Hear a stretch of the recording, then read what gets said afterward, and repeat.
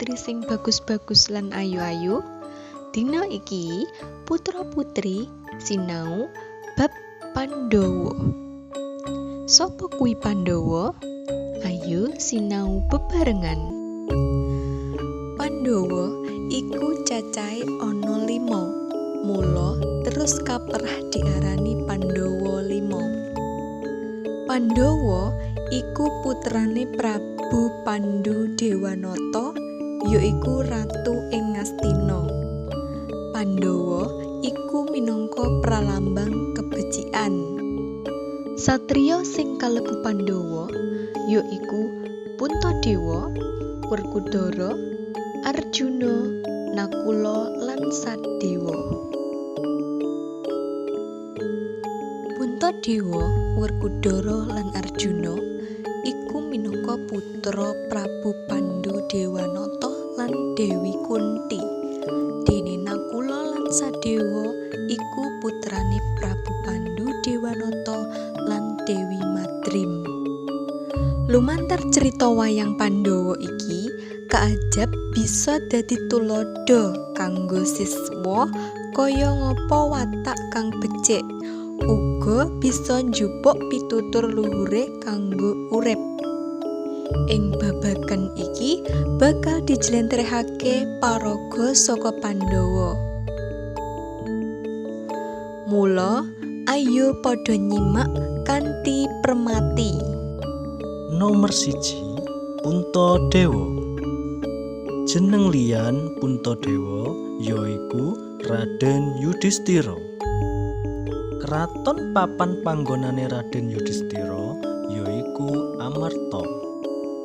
Puntadewa nduweni watak sabar, adil, wicaksana, ora tau ngapusi lan seneng ngapurani liyan.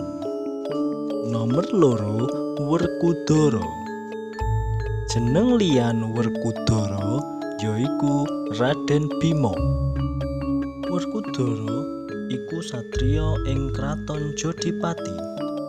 Werkudara nduweni watak jujur, wani mbela sing bener, tegas, ngajeni wong liya, kurmat marang wong tuwa lan seneng tetulungan marang liyan.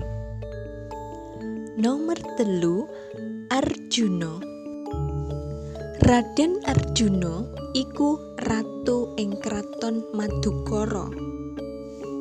Raden Arjuna duweni watak alus, sregep ngudi kawruh lan tansah gelem sinau, jujur, uga ngayomi marang sapada. Pandhawa sing nomor 4 lan 5 iku kembar, yaiku Nakula lan Sadewa.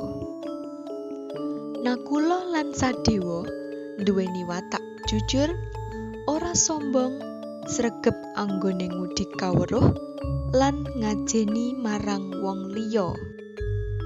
Pandhawa iku sebenere duwe sedulur, yaiku Kurawa. Kurawa karo Pandhawa iku sedulur tunggal embah, tegese embahe padha. Kurawa cacahe 100. Kurawa duweni sifat sing ala, seneng ngajak gelut, ngajak perang, karo sedulure ora tau rukun. Perang Baratayuda iku perange Pandhawa mungsuh Kurawa. Perang iku nggambarake perang kabecikan mungsuh tumindak ala.